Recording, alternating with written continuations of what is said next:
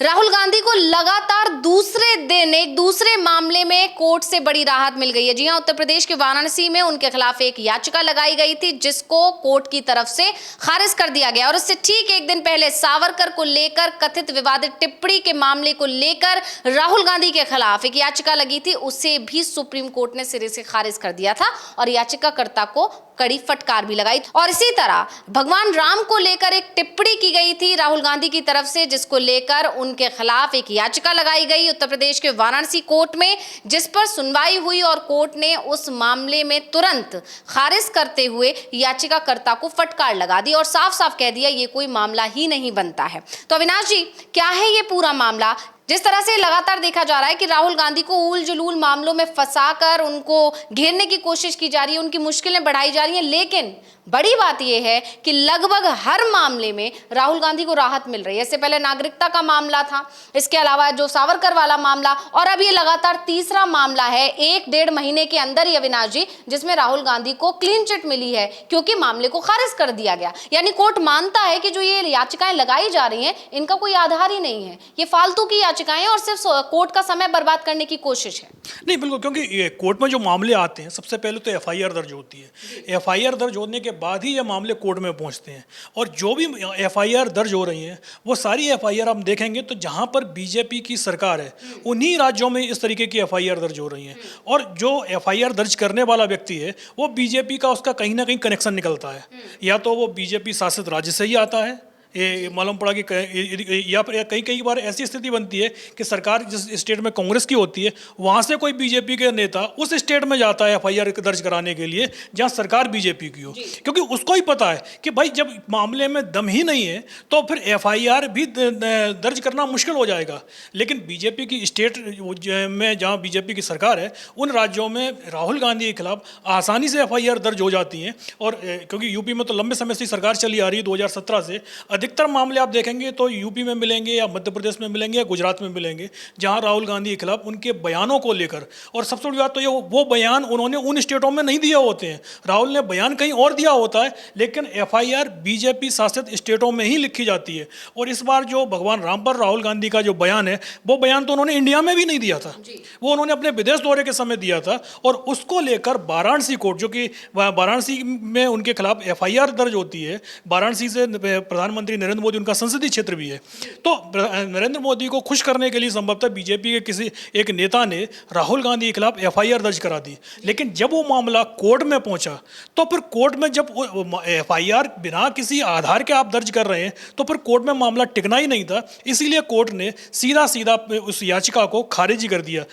उम्मीद तो यही थी कि कोई संभवतः कोर्ट याचिकाकर्ता पर कोई जुर्माना भी लगा सकता था, लेकिन यहाँ इतनी राहत जरूर मिली है कि कोर्ट ने सिर्फ याचिका खारिज की है, जुर्माना नहीं लगाया है। जी बिल्कुल, बता दें कि एडवोकेट हैं हरिशंकर पांडे, उन्होंने वाराणसी के मुख्य न्यायिक मजिस्ट्रेट की अदालत में गांधी की कथित टिप्पणी को घृणास्पद और विवादास्पद बताते हुए शिकायत दायर की थी, जिसे गैर सहायता योग्य होने के कारण खारिज कर दिया। यानी कोर्ट ने साफ कह दिया कि ये जो मामला आप लेकर आए हैं इसका कोई आधार ही नहीं है, ये कोई मामला ही नहीं है जिस पर मामले में सुनवाई की जाए, और इसीलिए कोर्ट ने इसे सिरे से खारिज कर दिया। शिकायत में आरोप लगाया गया था कि गांधी पिछले अवतारों और सनातन धर्म के महान प्रतीकों के बारे में लगातार बेतुके बयान देते रहे और वो सनातन धर्म में विश्वास रखने वाले हिंदुओं का अपमान करते रहते हैं और ये घृणास्पद भाषण है। शिकायत में हाल ही में सुप्रीम कोर्ट द्वारा की गई मौखिक टिप्पणियों का भी उल्लेख किया गया था, जिसमें सावरकर के खिलाफ गांधी की टिप्पणियों को अस्वीकार किया गया। यानी एक बात यहाँ पर और गौर करने वाली है कि दूसरे मामलों को लाकर भी सिर्फ घेरने की कोशिश की जा रही है। सुप्रीम कोर्ट जो टिप्पणियां कर रहा है उसको आधार बनाकर राहुल गांधी को घेरा जा रहा है। अविनाश जी, नहीं, सबसे बड़ी बात तो यह है कि सुप्रीम कोर्ट आमतौर पर जो टिप्पणियां किसी का मामले में करता है तो उनको लेकर वो खुद भी बोल चुका है कि इस टिप्पणी का हमारे फैसले से कोई संबंध नहीं होता और हमने जो टिप्पणियां की हैं उनको आधार आप किसी दूसरी कोर्ट में मत बनाइएगा, हमारे जो फैसले हैं आप उन फैसलों को तो आधार बना सकते हैं, लेकिन सुनवाई के दौरान चीज़ को निकालने के लिए सुप्रीम कोर्ट के जो जज होते हैं कि मामले को समझने के लिए वो कई बार इस तरीके की टिप्पणियां करते हैं।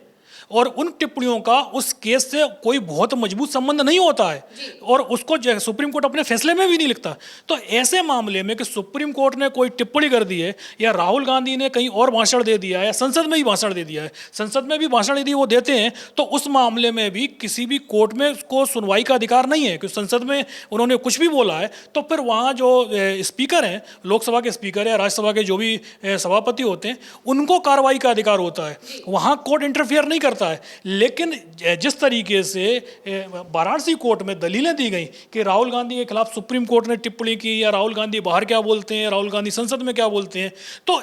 आप जिस मामले को लेकर आप कोर्ट पहुंचे उस मामले में तो आपके पास कोई दलील नहीं है। आप ये कह रहे हैं राहुल गांधी ने पहले क्या बोला था, इसलिए उनको इस मामले में सजा सुना दीजिएगा। तो इसको लेकर कोर्ट का साफ साफ था कि भाई राहुल गांधी के जिस बयान को लेकर आप हमारे पास आए हैं, आपके पास उसको लेकर कुछ है या नहीं है। जब नहीं है तो हम इस याचिका को सीधे खारिज कर रहे हैं, और कोर्ट ने उसको खारिज कर दिया। बता दें कि इस पृष्ठभूमि में पांडे ने प्रार्थना की थी कि गांधी को भारतीय न्याय संहिता की धारा 356, 351, 353 और 196 के तहत किए गए अपराधों के लिए कड़ी सजा का सामना करने के लिए बुलाया जाए, लेकिन कोर्ट में कोई भी दलील नहीं चली याचिकाकर्ता की, और नतीजा ये मामले में राहुल गांधी को बड़ी राहत मिली। और लगातार ये देखा जा रहा है अविनाश जी कि जितने भी मामले निकल कर आ रहे हैं राहुल गांधी के खिलाफ, उसमें राहुल गांधी की तरफ से कोई बहुत ज्यादा ना तो प्रतिक्रिया आ रही है, ना कांग्रेस की तरफ से उस मामले को कोई तवज्जो दिया जा रहा है, क्योंकि वो भी जानते हैं कि ये सिर्फ और सिर्फ कांग्रेस को परेशान करने के लिए, राहुल गांधी को परेशान करने के लिए, मूल मुद्दों से भटकाने की कोशिश है। क्योंकि हर कोई जानता है राहुल गांधी आम जनता से मुखातिब होते हैं, उनकी परेशानियों को सुनते हैं, उन परेशानियों को सुनकर वो संसद में उठाते हैं, सड़क पर उठाते हैं, जहां भी उनका कोई संबोधन होता है, जन संबोधन, उसमें जाकर वो उन मुद्दों को उठाते हैं। और इन्हीं सबके चलते कहीं ना कहीं बीजेपी के लिए मुश्किलें बढ़ती हैं, पीएम मोदी की लोकप्रियता पर सवाल उठते हैं। पीएम मोदी की लोकप्रियता लगातार घट रही है। जिस तरह से पहलगाम को लेकर राहुल गांधी सक्रिय दिखाई दिए, जो घटना वहां पर हुई, जम्मू कश्मीर में जाकर उन्होंने 2 बार पीड़ितों से मुलाकात की, लेकिन पीएम मोदी वहां नहीं पहुंचे, तो ऐसे में पीएम मोदी पर भी सवाल उठे। यही सारी वजहें कि राहुल गांधी को अलग अलग मामलों में घेर कर उनको परेशान करने की कोशिश की जाती है। लेकिन कोर्ट भी कहीं ना कहीं ये समझ रहा है कि राहुल गांधी को सिर्फ परेशान किया जा रहा है, और यही वजह है कि लगातार ये तीसरा मामला है 1 महीने के अंदर जब राहुल गांधी को कोर्ट से बड़ी राहत मिली है। इसमें सुप्रीम कोर्ट भी है, इसमें जिला कोर्ट भी है, और इसमें हाई कोर्ट भी है। यहाँ देखिए आप, हर तरह के कोर्ट में राहुल गांधी के खिलाफ याचिकाएं लगाई गई हैं, लेकिन सभी कोर्ट से राहुल गांधी को सिर्फ राहत मिल रही है। अब जरा ये आपको मामला भी बता देते हैं। दरअसल पिछले महीने एक अमेरिकी विश्वविद्यालय में बातचीत के दौरान गांधी ने हिंदू की परिभाषा के बारे में भाजपा के विचार को खारिज कर दिया और कहा कि सभी महान भारतीय समाज सुधारक और राजनीतिक विचारक ज्योतिबा फुले, बी आर अम्बेडकर, महात्मा गांधी और यहाँ तक कि गुरु नानक, बसव और बुद्ध ने एक ही बात कही थी, सभी को अपने साथ लेकर चलें, सत्य और अहिंसा। कांग्रेस नेता ने कहा था, मेरे लिए ये भारतीय परंपरा और इतिहास का आधार है। मैं भारत में किसी ऐसे व्यक्ति को नहीं जानता जिसे हम महान मानते हो और जो इस प्रकार का ना हो। मैं ऐसे भी व्यक्ति के बारे में नहीं सोच सकता। सभी पौराणिक पात्र हैं। भगवान राम उस समय के थे जहां वे क्षमाशील थे, वे दयालु थे। यानी साफ है कि उनके बयान में ये कहीं भी नहीं है कि उन्होंने भगवान राम को लेकर कोई विवादित टिप्पणी की हो। फिर भी उन्हें घेरने की कोशिश की गई है, और जब अपनी इस बात को साबित नहीं कर पाए याचिकाकर्ता कोर्ट में, तो इस मामले को खारिज कर दिया गया और कोर्ट की तरफ से जबरदस्त फटकार भी लगी याचिकाकर्ता को। तो बहुत बहुत धन्यवाद अविनाश जी तमाम जानकारी देने के लिए, और इसी के साथ मुझे यानी अंशिता को दीजिए इजाजत। नमस्कार।